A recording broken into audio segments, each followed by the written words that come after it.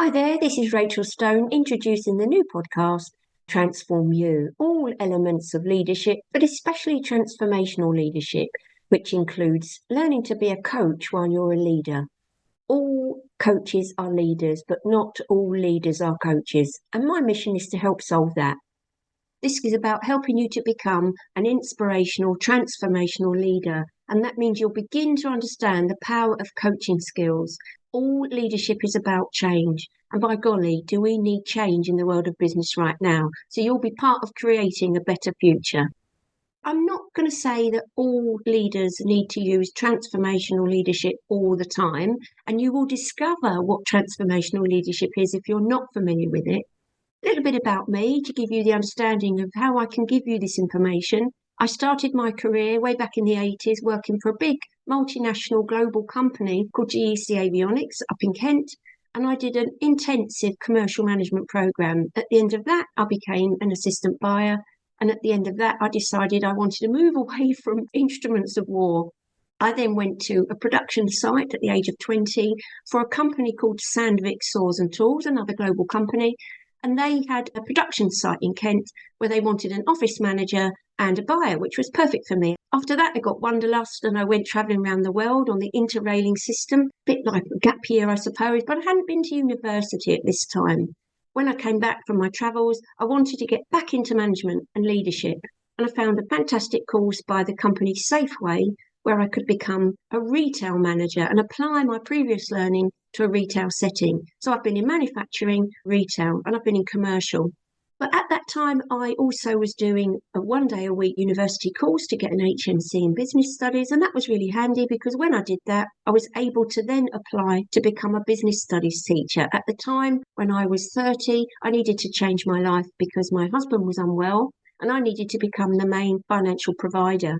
My sons were 1 and 3 at the time, and my husband was poorly. And I thought if I became a teacher, I could have the summer holidays off with my children. And that worked out really well. So I did a 2 year PGCE and university top-up course.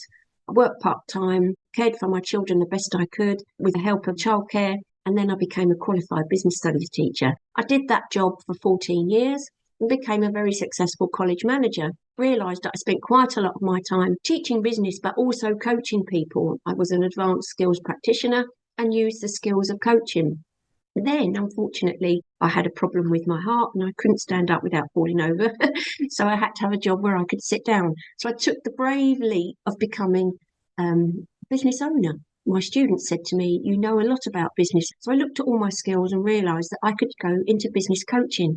I undertook a business coaching diploma with the Coaching Academy, and I got myself some clients and I provided evidence that my skills were good enough. And then I became a qualified business coach for small to medium enterprises. I'm also a qualified mediator. At the same time, I had my own coach. So I understood the power of coaching and needed to have coaching in my life. So I invested extremely heavily in my own personal development and still do that today. I'm always learning.